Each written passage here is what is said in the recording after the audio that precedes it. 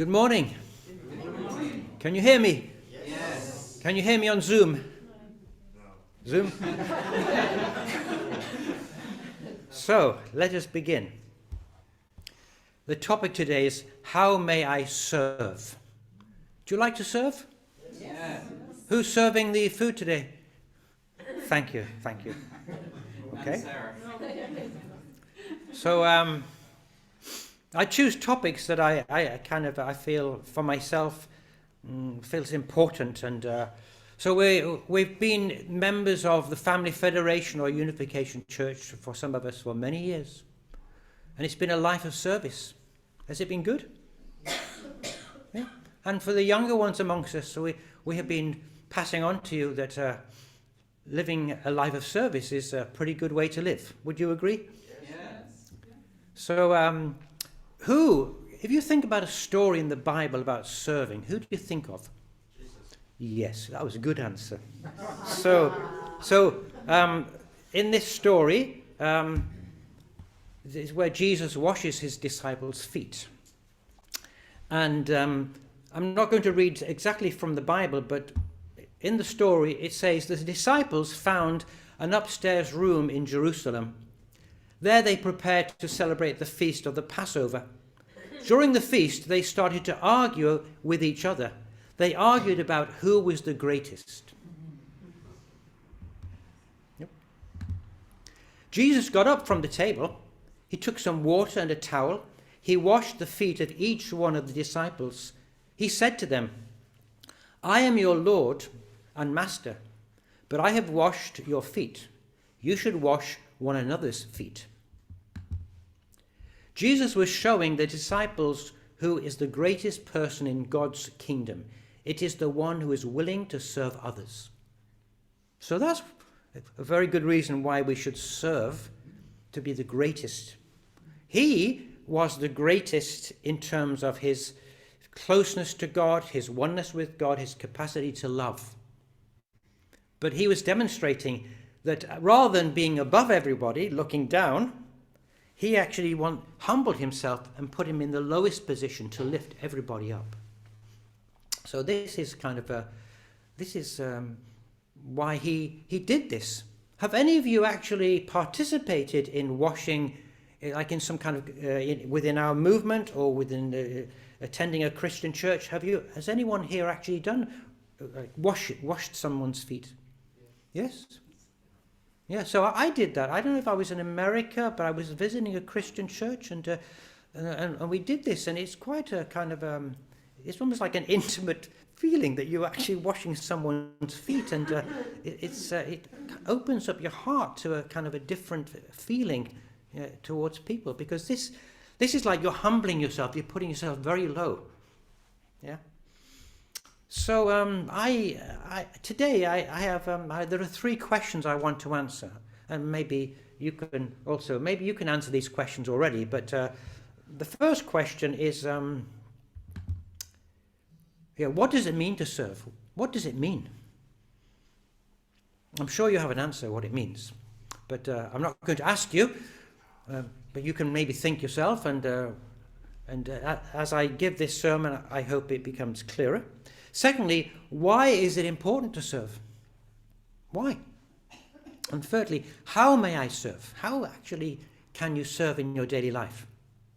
Because Jesus, he said that the greatest in the kingdom of heaven is the one that serves. So already you could say, well, that's why it's important. But we're not going to wash each other's feet every day. Yeah, we could.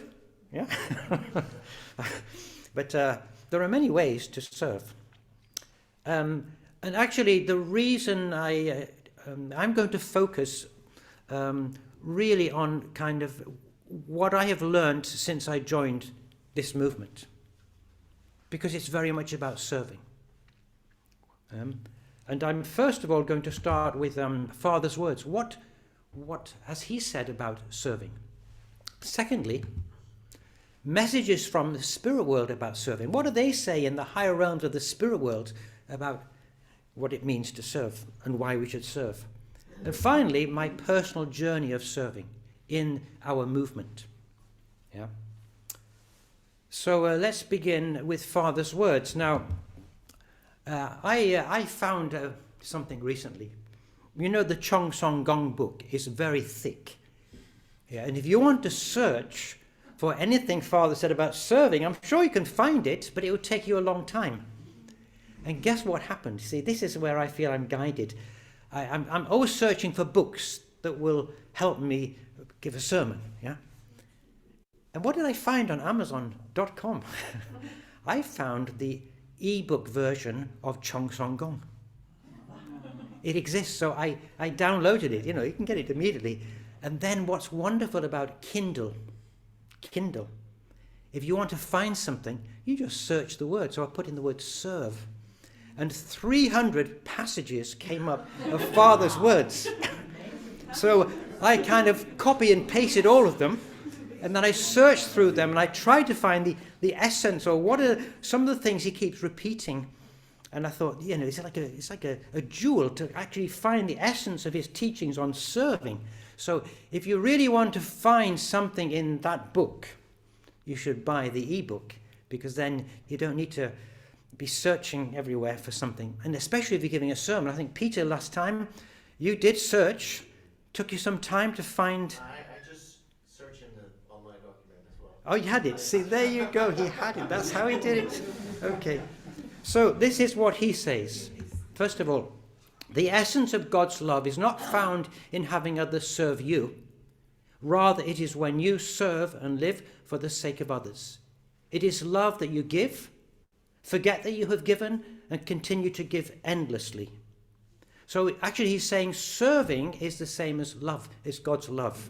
When you give of yourself, you forget, you do it unconditionally. That's true service, and that's also love. So to experience love, you need to serve. And he gives these examples of, a mother who's feeding her baby and how she just gives of herself. And also of a son with a filial heart who wants to serve his parents. He gives examples of that. He also says, if we live for others and for the whole and serve sacrificially, then everyone will return love to us. So what you give is what you get back.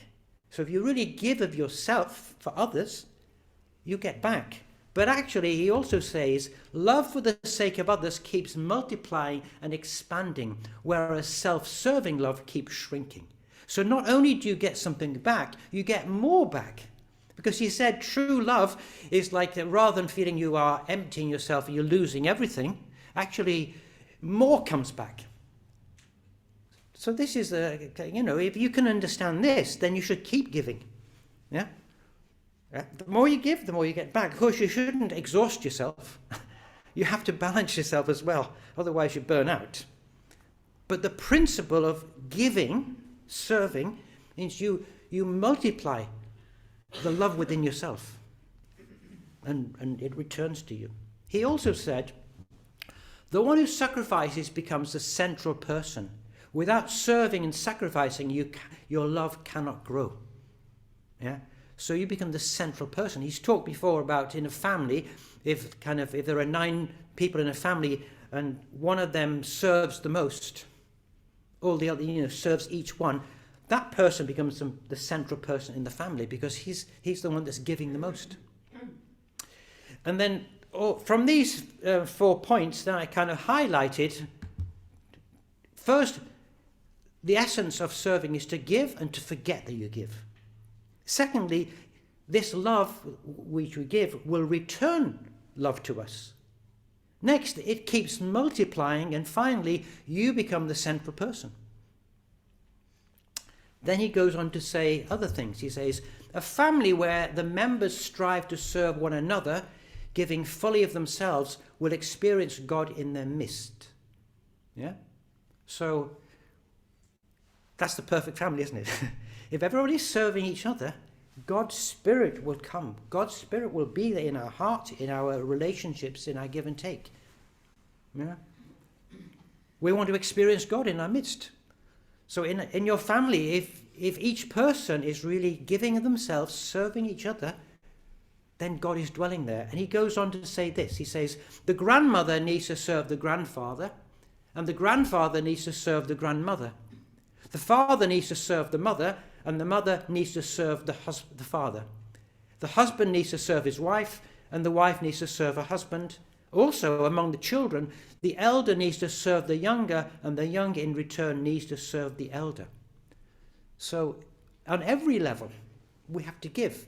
And also he talks about how, if it's a husband and wife, this is how you create unity, when you're serving each other. And it says here, this is the simple secret to making unity. Unification church, unification principle. We want to find we want to be united in our family, in our society, in the nation, the world. But it's when you serve, this brings unity. And I kind of highlighted those. The family, this is where you experience God if you serve each other. And this is how you create unity. It's the secret of unity. And he continues, you need to lead a life of attendance in order to receive God's love. You must serve and attend God first. That's the point. You put God first. In your family, God comes first. You exist for your family and your children. But before you should serve God and your country. In the end, this is the path that will most benefit your children. Only through this can your children gain the fortune of God, the world and the nation. He also talks about, you have to live for a higher purpose. So if you only live for your family, that's good.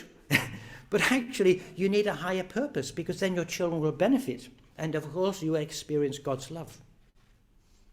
And then he says, within the framework of the family, you should serve God as your father, revering him in the highest position. We have the vertical and we have the horizontal. Love God with all your heart, mind and soul, and love your neighbor as yourself. Vertical, horizontal. You take away the vertical, then you don't have the kind of the awareness or the depth of heart to be able to give so much, because you're struggling with all your differences. But if you try to see from God's viewpoint and try to have a heart of serving each other, then things work. And I highlighted those. God first will benefit your children. Put God in the highest position. So they're Father's words. There are a lot of words, but I hope that some of the essential points I think that he made about serving are there. So, what does it mean to serve? So, based upon what I read, I kind of tried to list some things here. And first of all, this is my definition, but I think it encapsulates what it means. To give of yourself unselfishly for the benefit of others with no expectation of return.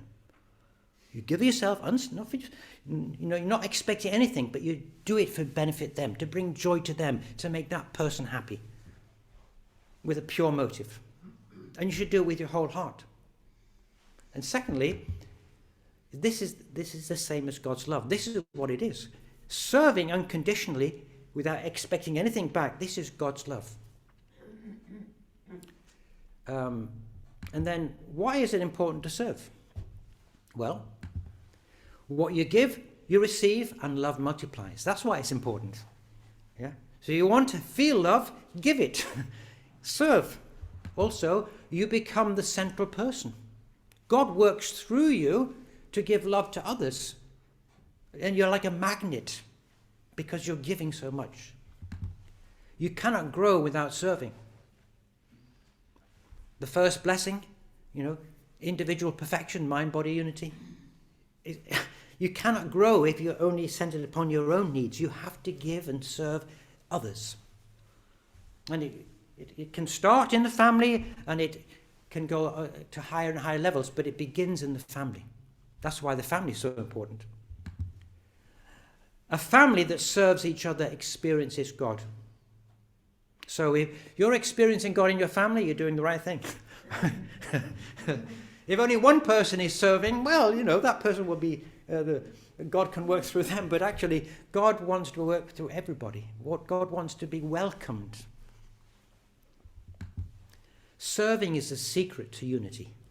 That's the secret. So when you get up in the morning and you make somebody a cup of coffee or whatever, that's a good way to start the day. Yes? And serve God first and blessings will come. It's so simple, isn't it? Anybody disagree with this? Yeah. So the question is, do we do it?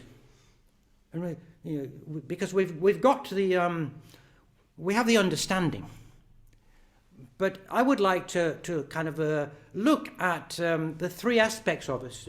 We talk that we're created in God's image and likeness, and kind of our internal character is a reflection of God. And we say God has got a heart, but actually within the mind of God we have intellect, emotion and will. So through our intellect we understand I should sacrifice for the sake of others, I should serve. Okay? I may understand it, but I don't do it because I may have the will to do it. So I don't do it, but I understand it. Or emotion, I don't feel, I don't feel to do it, so I don't do it.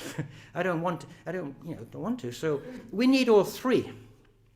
I mean, the will, if you have a strong will and you serve, you do things out of duty, that's pretty good. But if you don't really feel it, you're just doing it externally, that's not really serving. It is, but it's not benefiting you as much as it could if you really did it with love. So we need the understanding. The intellect needs to understand. We need to have the feeling that we do it out of love, and we need to actually do it.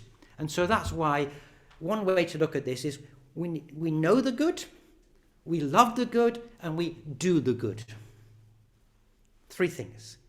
Yeah, all three. And Father, he talks about this Chong Song conditions, because you do things with utmost sincerity. You do it from your heart.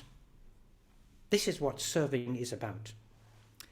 Okay, so secondly, messages from spirit world about serving. What do those in the higher realms have to say about serving? So I'm going to read from a book which I've mentioned many times, and I highly recommend it because there's so much wisdom in this book. So just to repeat for those who don't know, this book, Philip Burley, he is a blessed member, and he's also a trans medium, which means when he's under hypnosis, spirits can speak through him. And so this lady, Dolores Prayuet, she met him, and she's an experienced hypnotherapist, and they worked together, and then these different people, famous people from spirit world, started giving messages. So I'm going to begin with Saint Germain, and I was asked last time, who on earth is Saint Germain? So I'm going to read a little bit from the book. It says here, he was known as the wonder man of Europe in the 1700s. People who wrote about him claimed he never aged, spoke several languages, used many names, travelled in time, and worked passionately for peace. He was said to be kind and wise, and Saint Germain has been described as an accomplished alchemist, inventor, artist, musician. Stories surrounding his heritage, birth and death indicate he was thought to be of royal heritage. And he travelled widely in Europe and was at times a confidant of King Louis XV of France, and so on. So he was really looked up as a very wise person. So this is what he said. People cannot find God when they are stagnant, immobilized, and simply waiting for God to do something. God is a being of action, and you will find him in action. Yeah. So, give and take action. God is a being of action, because within himself there's this give and take. And so we want to be like God. We have to be active. We can't just sit and say, I believe in God, or where are you, God? Come to me. We have to be active. And then he said, if you want to really find God, go out and serve other people. Love someone who is worse off than you. Pick up the phone and speak to someone who is lonely. So take action. Yeah. Anybody disagree with that? Yes? He said pick up the phone. I thought the same. Well, he's giving a message to people on earth.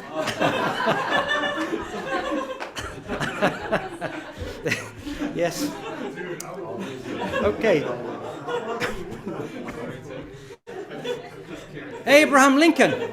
Abraham Lincoln. What did he say? Once you understand that the highest expression of religion is to love and serve others as yourself, you have evolved from a complex system of religious ideas and teachings to the golden rule, and this is all that is necessary. Of course, the golden rule is to do to others as you want them to do to you, but he's saying, let's simplify all this. Let's forget all the dogma and the doctrines and the complicated theology, and just serve others as you would serve yourself, as you love yourself. Yeah? Is it love your neighbour as yourself? Of course, always this thing about love yourself, but if you don't value yourself and recognize, yeah, well, God is dwelling in me and God works through me, if you deny your divinity, and I'm not somebody special, I'm fallen, I'm no good, I've got kind of lots of problems, then God gets frustrated because God is dwelling in us and wants to express through us. And God loves us, so we should love ourselves. And how much can we give love to others? The more we have love in ourselves, the more we can give. So that was Abraham Lincoln. Quan Lin. Does anybody know who Quan Lin is? No. Well, then I have to educate you, and I'll read from this book. It says here, Quan Lin is venerated in Buddhist Chinese legend as the goddess of mercy, and many see her as the Eastern counterpart of Mother Mary. And in one of the oldest stories about her, Quan Yin was the youngest daughter of a king who wanted her to marry someone who could advance his own wealth and power. Instead, Quan Lin became a nun, hoping to alleviate the suffering of others. But the king influenced the convent to make her life very difficult, so she would agree to the marriage. When the king became seriously ill, he was told he could be cured only by medicine made from the iron arm of one without anger. When Quan Yin heard this, she gladly gave her arms and eyes to heal her father and was reunited with her family. And she says this, rather than to worship me, Buddha, or Jesus, look up to us as examples to emulate. But go out and serve the world as we did. Go out and take care of the hungry and the poor. Go out. Be active in making this a better physical world.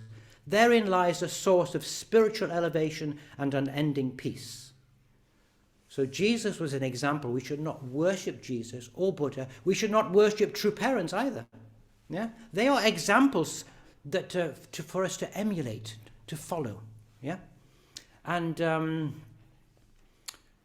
also she says this is a source of spiritual elevation and unending peace. So, in order for us to grow spiritually, serve. And if you want to be at peace within yourself, serve. And then we have, she said, go forth with courage and know the hand of God is upon your work. Call upon us anytime. We are here for one purpose, and that is to serve. So if you serve, God will be with you.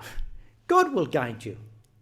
Because that's why we're created, to serve and live for others. And then God will be with you, protecting and guiding you.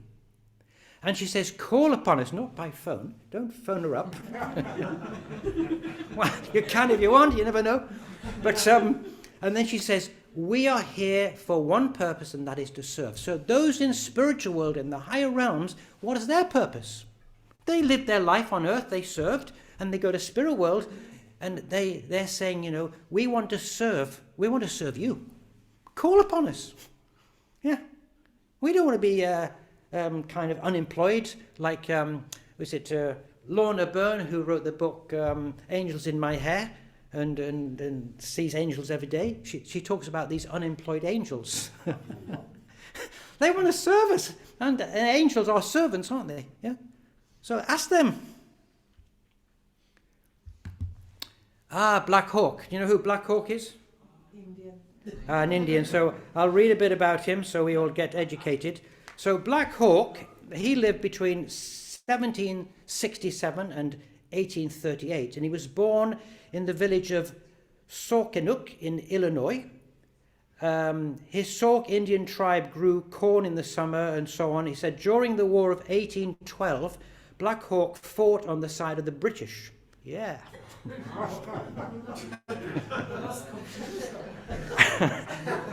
And in 1832, Black Hawk, in the 1832 Black Hawk War, he led a futile effort to retain control over Indian lands. He was captured and many of his followers killed. Following his release, Black Hawk was taken on a tour of the United States so he would see how strong the US was and stop resisting its expansion. Until his death in 1838, he lived with his tribe along the Iowa River. He related the story of his life before he died, warning that white settlements west of the Mississippi River were a threat to Indians. And his story, the autobiography of Black Hawk, was published in 1833. In Spirit World, he talks about how people who are Indians who suffered under the white man, and they go to Spirit World, they have all this kind of resentment. And so that's what in the higher realms they're trying to help people with resentment overcome it because they suffered so much. But he says this: any of you coming over to the spirit world will find that this place is a world of service. The great ones among us are not those who are living in a mansion somewhere, though they may have a mansion, but they are the ones who are serving. So in the higher realms of spirit world, it's a place of service. So if you want to get there, you have to practice here on this earth. And he says, Jesus is hailed as the greatest one because he gave the greatest service by giving his life. That is why he is exemplary. But even the Master Jesus is not in some kind of glorious place where others are sitting around and bowing to him. This is a world of service, a world that exists to meet needs of people when they come over and to meet needs of people still on earth. So two functions: to serve people in the spiritual world, those who come, and to help them to grow, and also those on earth. And he says that he doesn't serve out of to pay back or kind of because you have this returning resurrection to coming back, and you didn't love enough on the earth, or you have resentments, you have to come back and you have to help somebody. But what he's saying, he does it out of love. So I think this returning resurrection, that is a reality, yes? People who they have to somehow restore or what they couldn't manage on earth. But it's also, for these people in the higher realms, it's all about love. And then Harriet Tubman, remember Harriet Tubman? I gave a sermon about her. What does she say? She says, when you come over, what you have done with your life will determine how much of the presence of God within you can shine forth. That's beautiful. Yeah. If you've lived a life of service, then the light of God can shine. Who was it? Jan Peter, you were saying yesterday you had a reunion, a 50th year reunion with your colleagues from school. Yeah. And they mentioned how bright you looked. and so I was thinking, well, we should. If you've been living a life so many years of trying to serve God and live for the sake of others, your spirit should be shining. Yeah? So maybe all of you, if my spiritual eyes open, I would see so much light here. So, and then she says, if your life has been blocked by the misuse of your energies, then you will not shine with the bright light that you would if you had served others and lived unselfishly. Using your life energies most constructively for the betterment of self, others, and the world. Of course, we have to take care of ourselves. So service is not just emptying yourself completely and ignoring yourself. You have to take care of yourself. Take care of your body. Take care of your mind. So we need balance here. Okay, so these are the words from those in the higher realms of spirit world. Do you think it's true what they're saying? Yes. Yeah. So buy the book. Are you getting paid for it? And now, I found that now there's an audio book of it, which I find even better, because originally when Philip Burley was under hypnosis, they speak through him, and it was recorded. So when I listen, I'm not listening to him speaking directly, at that time, but there's somebody narrating these messages. Then actually I get a kind of a better picture of it, because it's like listening to them speaking. Yeah. Okay, third part. So my personal journey. So I suppose I chose this topic because I can see the benefits in my own life, and I would wanted to kind of just I reflect a lot these days about my life. Yeah. Especially as older ones. How many here of you who are a bit older reflect a lot about your life?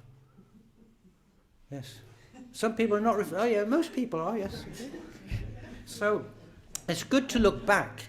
When you look back, what I feel, I can see the hand of God in my life. I can see the benefits of trying to live a life of service. Why did I join the Unification Church? Why? Well, first of all, I was searching for meaning in life. And then when I heard the Divine Principle, it was like, wow, this makes sense. This is so clear about how we're meant to live our lives. The 3 blessings. Perfect your character, be the best you can be one with God. I mean, it's kind of great. And then build an ideal family. And then from the family, the society, the nation, then we can build the kingdom of heaven. And finally, take dominion over the environment and use science and technology to create a comfortable, world to live in. So this ideal, 3 blessings, is so clear and so simple. Of course, you may say, well, in reality, it's much harder. Okay, but the ideal, I'm inspired by the ideal. So what did I do? Like so many of you, I gave up my job, and for 12 years, I was a full-time volunteer. Didn't have my own money. So I was serving all those years. So there must be some benefit from that, yes? So let's go back a little bit. So this is Fundraising England in 1977. So so when we joined, then we lived in church centres with brothers and sisters like a family. We got up in the morning, we prayed, we maybe sang songs, I can't remember, and then maybe we didn't always sing, but then we had breakfast, we went out and we got our plants or whatever we were selling, and we got out in a van and we travelled around all over England to Scotland and Wales, and would never have done that. What an opportunity. And I went to shops and offices and factories, and I overcame a lot of fear. I gained a lot of courage. And because it's like I was so inspired by, well, this is the truth. Yeah. God has chosen Sun Myung Moon and his wife Hak Jahan to be God's representatives in my lifetime, Wow. And we're going to build the kingdom of heaven, so let's get going. And so, of course, it's not easy fundraising. You have ups and downs. But that lifestyle of just doing it unselfishly, not expecting anything back. Of course, you hope you get some money, yes. But actually, I had to somehow not get disappointed if they don't give. There were times, you can get down and where's God? Where is God? Here I'm giving so much, you don't giving anything back. But actually, you learn to just kind of be unconditional. And we also understood you're not just getting money, it's actually a very good condition for yourself and for those people who are giving something to God's work. So I joined 76, this was 77.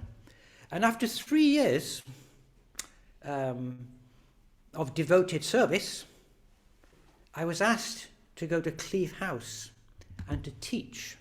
So Cleeve House, for a few years, was a school. It was like a boarding school, because at that time there were not many children in our movement. And so the idea was they could go to our own school. So they were living there. We had children from Norway, from Holland, from Germany, and from England. It was a small school, But I was living out in the English countryside. What a blessing, yes. And actually, it was like an experiment to try to kind of have a school which is more centered upon the principle and living a life of service. So that was many years ago, and I was there for about 4 or 5 years. So one of the benefits of serving is you get blessed. Of course, I'm blessed. We're all, we receive the blessing, but this was a blessing. Yeah, and then so then in 1980. The school, actually, I didn't stay there forever. I was in London for a while, again, fundraising and kind of witnessing on the street and so on, meeting people. But then in 1985, we were asked to volunteer to go to America for this Causa work. Jan Peter was one of those, I think, also. Who else from Sweden? Bjorn. That's right, yes, and also Bjorn, yes. So... and I was in Oregon, and you were in Idaho, yes. And we met once in Idaho, yes. So, and actually that time, I lived in a motorhome. I went to Pendleton, Oregon, like a small place, and lived in a motorhome with a Japanese brother and sister. And this is a picture. Actually, the sister took the picture because the brother in the middle, he stayed with us for a short time. I don't have any pictures of us visiting Christian ministers, but that's what we did. So again, going to different churches and trying to share a message, of course, some people slam the door in your face and other people welcome you in. And I always remember this Salvation Army pastor. And we agreed on so many things. But because I came from, Reverend Moon, then somehow he was friendly, but he didn't want to get too close. And then I showed him a pamphlet. You've heard of Tim LaHaye? Tim LaHaye was a kind of famous Christian, wrote many books, because he had this pamphlet and his face was there and he was shocked, kind of wow. But it was hard for him to somehow accept me, as like on a horizontal level, but what I was representing was difficult. But again, what an opportunity. I would never have gone to America. I don't think I would have gone to America if I'd not joined our movement. So again, by serving, by volunteering, blessings came. And guess what? While I was in America, then Father, he asked people to, he wanted people to go to the seminary. The seminary. So in 1986, that's where I went. I was studying at the Unification Theological Seminary, upstate New York. Again, that's where I did a master's degree in religious education, where we had lecturers, professors from all different religions and different philosophies. What an opportunity. I was living there with people. At that time, everybody was like a full-time member from all over the world. What a rich environment to be in. And again, it's like I'm an academic person. So for me, this was a blessing to be able to study and to go further. So then, of course, I came back to England, and then my wife, Eva, we were living in England, and then I came to Sweden. And actually, why did I come to Sweden? I was on a 40-day workshop with Reverend Arn. Again, Jan Peter was there, and Hans Futsch. And during that time, Eva was actually, we'd lived in England, but she was in Sweden during that time on this workshop. And then I had this very strong feeling I should come to Sweden. Yeah. And so what a blessing it has been to come here. So here's a little picture. So this was a Sunday school and seminars in Sweden. This is from 1998, and maybe you can recognize yourself there. This was a seminar on friendship. And again, if I think, when I came here, there were just a few blessed children, and Elke Lillymark was doing Sunday school, and then I came, and because I'm a teacher, and so for years I was working, teaching Sunday school, and I developed this Sunday school curriculum. So, never in my wildest dreams did I plan to make a curriculum or even to be a Sunday school teacher. But it all came because I offered myself. I want to serve. I came here, I want to serve God. What can I do? And that's what I've been doing all these years. I'm always asking, what do you want me to do? Please guide me. Because I have this openness, I get guidance. So there's some memories, how people have changed. And then what else do you know? What am I also known for? What do I like to do? Theatre, yes. So of course, I've been acting for many years, but so it was in 1987, together with two brothers at the seminary, we got this idea. It was a Monty Python sketch, and we exaggerated and talked about how it was the good old days when we were young members and kind of doing crazy things. And then how many years later, it was this 32 years later, the 50th anniversary of our movement here. We got together. There's, what's his name? Robin Marsh, yes. And then who's this guy on the right? He's kind of a strange guy. Where is he? Yeah, thank you, Nicholas. So, I mean, acting, I suppose, you do the things you love to do, yes? Give of yourself, but then you bring joy to others. So many blessings in my life.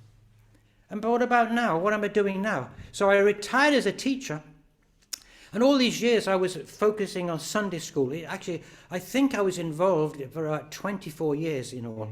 Can you imagine it? Yeah, 24 years. Yeah.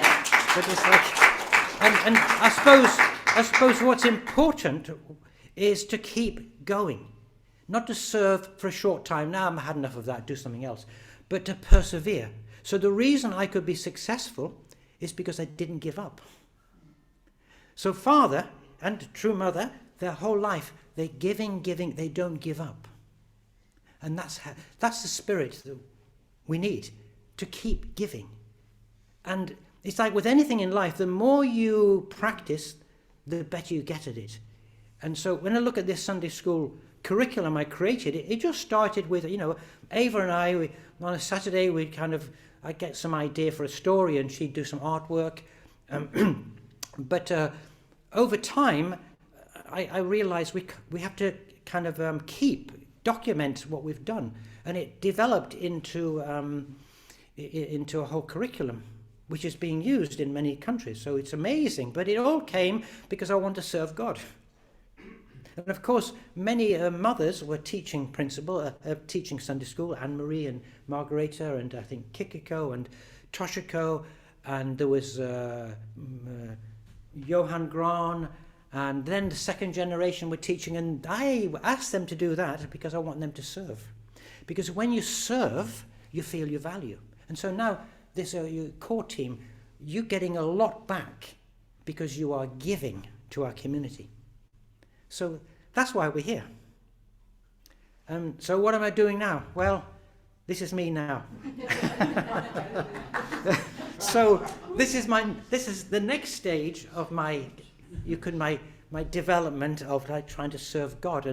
And what's wonderful for me, is that over the last 10 years, I started reading all kinds of books, spiritual books, and through them, I realized or gained insights into the principle or aspects which are explain the principle. And I felt, I want to share this. So it comes from an enthusiasm, a desire.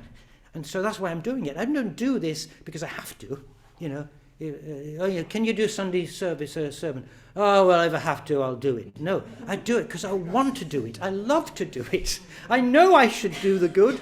I love to do the good, and I'm going to do the good. So it's like, that's to do things with passion. So we shouldn't serve because we're out of duty. Well, it's better than nothing, yeah. But we should do it with a full heart, yeah. And then, so where have I reached? We should say, well, this is my final destination. But actually, now I'm teaching the divine principle. And after all these years, even though I've been teaching children on a simple level, finally I have the opportunity to teach the divine principle like the real divine principle. And so Peter, he asked me, and I've been thinking about my sermons, because maybe as I'm a teacher, the way I think is that I reached 40 sermons. I thought, can I put this together in some form? Because why you just wait? Why start all over again? Why not just go back to number one and repeat them? Because I don't see the problem. Because if I repeat them, actually, then I can make them better, and they're still relevant. Yeah. So I'm thinking, but then I was asking God, what shall I do? I want to give. And Peter came to me and said, do you think you could teach divine principle? And I said, yes. And so now every week I'm studying hard and I'm making my own PowerPoint presentations, because I find these 3-hour divine principle pictures or diagrams they're too complicated. They lack, you want something with some pictures or examples. And so I feel I'm not, there are many lecturers out there who've developed over many years. So I'm a beginner. I really feel I'm a beginner. But it's my opportunity. And it all comes from, how can I serve you? And so, these are the 3 questions. What does it mean to serve? Yeah, to give yourself unselfishly for the benefit of others, and to give with your whole heart. Why is it important? Well, you make others happy, yeah, but also you get so much back. You grow spiritually, and maybe you might get into the highest realms of spirit world, just maybe. And finally, how may I serve? Well, ask. Because if you say, well, I don't know what to do, especially in our movement, in other countries, maybe they have a lot of, for example, religious youth service, where you have students from different religions and they go to, say, the Philippines and they build a school, and we have those kinds of things. But here in Sweden, everyone, there are not the same, you could say, physical needs. And also our movement hasn't grown much, yeah? And you may say, well, I don't know what to do. Well, and I'm lucky because I'm a teacher, so obviously it's a place for me. But actually, I think if you ask, you get an answer. If you really want to serve, and it's not that you can then go and serve the whole society, because, serving happens in your family. Serving happens in our community. Happens in your job. So there are many different levels, but the most important thing, ask. Ask. And to end, I'm going to read a quote from Dr. Wayne Dyer, another one of my inspired people who's now in the spirit world. And I could have quoted him because he said, he also talks about that, but this is before he went to spirit world. He said this. If you say to the universe again and again, how may I serve? How may I serve? How may I serve? And you live a life of constancy reflecting that principle, the universe will respond back, how may I serve you? The spirit world is waiting. Ask. It's their greatest joy to help us. But we have to listen, we have to ask. And I feel in my life, I feel so blessed because I've been asking and I've been getting answers. And that's why I feel such a rich life. And it's the truth of the principle.